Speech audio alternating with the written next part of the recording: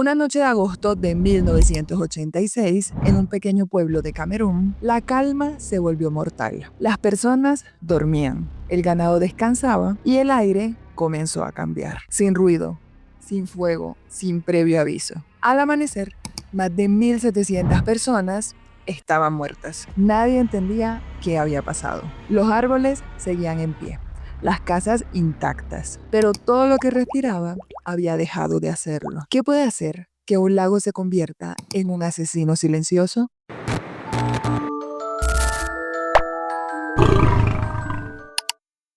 Hola, mi nombre es Maricel Martínez, bienvenido a Geótico y a este video en el cual hablaremos de los lagos embrujados. Pero especialmente nos enfocaremos en una historia ocurrida en 1986. El 21 de agosto de 1986, en la noche en el noroeste de Camerún, ocurrieron muertes masivas alrededor del lago Nyos. Al menos 1.750 personas y 6.000 animales domésticos fueron encontrados muertos a la mañana siguiente. Las víctimas no mostraban heridas externas. Incluso muchas fueron encontradas acostadas donde dormían. Y claramente las primeras hipótesis locales incluían el envenenamiento o algún tipo de ataque, ya que la evidencia física no mostraba ni incendios ni algún tipo de destrucción generalizada. Y sí, era cierto que lo que habían sufrido era envenenamiento, pero un envenenamiento a causa del gas de dióxido de carbono. Y se calcula que hubo una liberación súbita de este gas de entre 100.000 y 300.000 toneladas. Para la explicación de este suceso, primero tengamos en cuenta un dato sobre este lago, y es que este es un lago meromíctico o estratificado. Esto ya lo veremos más adelante. El caso es que tenía una columna de agua profunda que retenía grandes cantidades de dióxido de carbono proveniente de fuentes magmáticas que se encontraban bajo la cuenca de este lago. Y debido a razones como por ejemplo deslizamientos, alguna erupción magmática menor o algún tipo de perturbación física que causara la mezcla de las capas de agua de este lago, fue que parte de la columna de agua se elevó súbitamente, y al disminuir la presión, el CO2 que se encontraba disuelto en esta eferveció y formó una columna de burbujas que creó un efecto chimenea. Esta nube de CO2 emergió con gran energía y se estima que la columna inicial subió casi 100 kilómetros sobre la superficie del lago, y al ser más denso que el aire, descendió por las laderas y valles de alrededor para reemplazar ese aire que las personas y los animales respiraban. Y se estima que este gas llegó a concentraciones letales en un corredor de hasta 25 kilómetros alrededor del lago. Pero entonces, ¿cuál es el origen de ese gas acumulado? Para esto, situémonos en el lago Nyos. Este se encuentra sobre una zona volcánica activa conocida como la línea volcánica de Camerún. En el subsuelo existen fracturas conectadas con cámaras magmáticas que liberan gases hacia el lago, principalmente el dióxido de carbono. Pero a diferencia de los lagos normales, Nyos tiene una estratificación estable, lo que quiere decir que el fondo del agua es más fría y densa, así que no se mezcla con la capa superficial del lago. Y durante años, este gas liberado por las cámaras magmáticas se disolvió en las aguas profundas, ya que no se mezclaba con las aguas superiores. Pero en la noche del 21 de agosto de 1986, una pequeña perturbación que pudo haber sido un deslizamiento o un sismo leve alteró la estabilidad que se tenía en este lago. Y cuando la burbuja de gas empezó a ascender, la presión disminuyó. Así que este CO2 se liberó en forma gaseosa, provocando una reacción en cadena, ya que como esta agua se encontraba saturada de CO2, este gas comenzó a liberarse más y cada vez más hacia la atmósfera. Pero la cosa es que el dióxido de carbono es 1.5 veces más pesado que el aire, y por esto no se elevó lo suficiente, acumulándose en las zonas bajas y desplazando el oxígeno que necesitamos para respirar. La cosa es que este gas no tenía ni olor ni sabor, así que la gente, además de estar dormida, no pudo darse cuenta de que este gas se estaba apoderando del ambiente. El efecto de esto fue una asfixia hipercápnica, que es que al inhalar aire con más de 10% de CO2, el cuerpo humano pierde el control respiratorio en segundos. A concentraciones del 30%, la pérdida de la conciencia es inmediata y la muerte ocurre en menos de un minuto. No tanto por intoxicación, sino por falta de oxígeno. Y como este gas se asentó en las zonas más bajas de las laderas, los animales más cercanos al suelo fueron los primeros en morir, seguidos por las personas que se encontraban durmiendo. Y las pocas personas que sobrevivieron fue porque se encontraban en las zonas más altas de las laderas, donde la concentración del CO2 era un poco menor.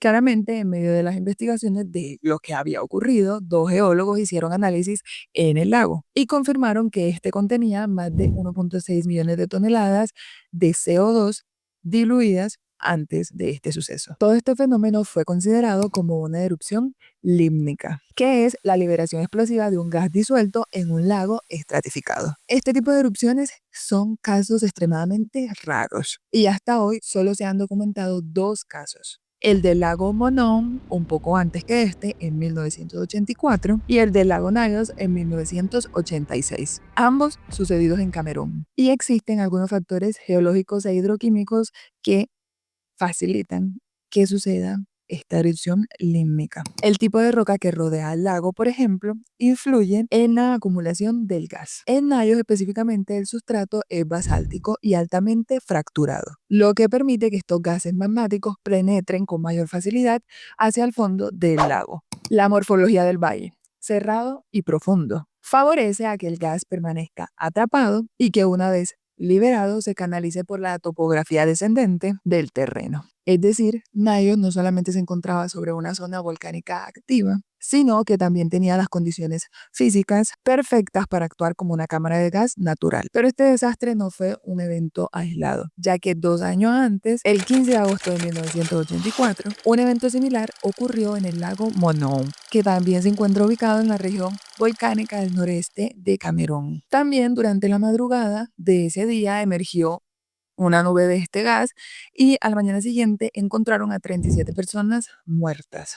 En ese momento se creyó que había sido un ataque de gas o de pronto una erupción volcánica menor. Fue años después cuando los científicos estudiaron lo sucedido en el lago Nyos que se dieron cuenta de que lo ocurrido en Monon había sido la primera erupción límnica documentada en la historia moderna. Y fue luego de lo ocurrido en Nyos que estos 2 lagos fueron objeto de proyectos de gasificación artificial. Lo que se hizo fue instalar tuberías verticales que extraen el gas lentamente, permitiendo su liberación controlada. Sin embargo, contamos con otro lago que actualmente preocupa mucho y se encuentra en África, entre Ruanda y la República Democrática del Congo. Y este es el lago Kivu. Y bajo sus aguas se almacena una cantidad enorme de dióxido de carbono y metano, producto de la actividad volcánica de la región de Virunga, uno de los cinturones magmáticos más activos del continente africano. Se estima que el lago Kivu contiene alrededor de unos 300 kilómetros cúbicos de CO2 y unos 60 kilómetros cúbicos de metano.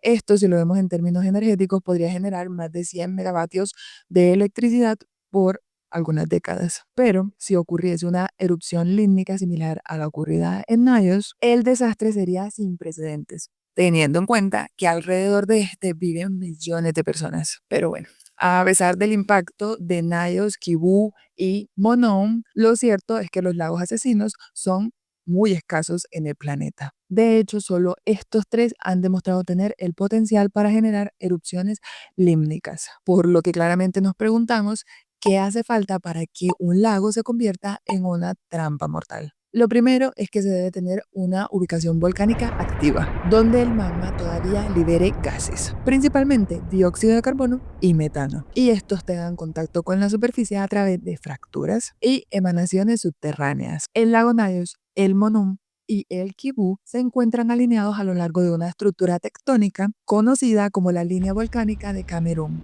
Este es un sistema de fracturas que se extiende a más de 1.600 kilómetros desde el Océano Atlántico hasta el interior del continente africano. Esta línea marca una zona donde el manto terrestre libera fluidos y gases constantemente. Este es un fenómeno que se encuentra vinculado con la fragmentación del continente africano en el Rift africano occidental. El segundo ingrediente clave es la profundidad. Estos 3 lagos superan los 90 metros de profundidad e incluso con Kivu alcanzamos alrededor del medio kilómetro. Lo que hace esta profundidad es que se genere esta estratificación estable de las masas de agua. Y el agua se organiza en capas que no se mezclan entre sí porque dependen de la densidad de estas. El tercer factor indispensable y que va de la mano del anterior es la falta de circulación para que estas capas no se mezclen. Estos 3 lagos se encuentran en valles cerrados o cráteres, donde no hay corrientes de viento significativas ni desagües naturales. Por eso es que el CO2 se disuelve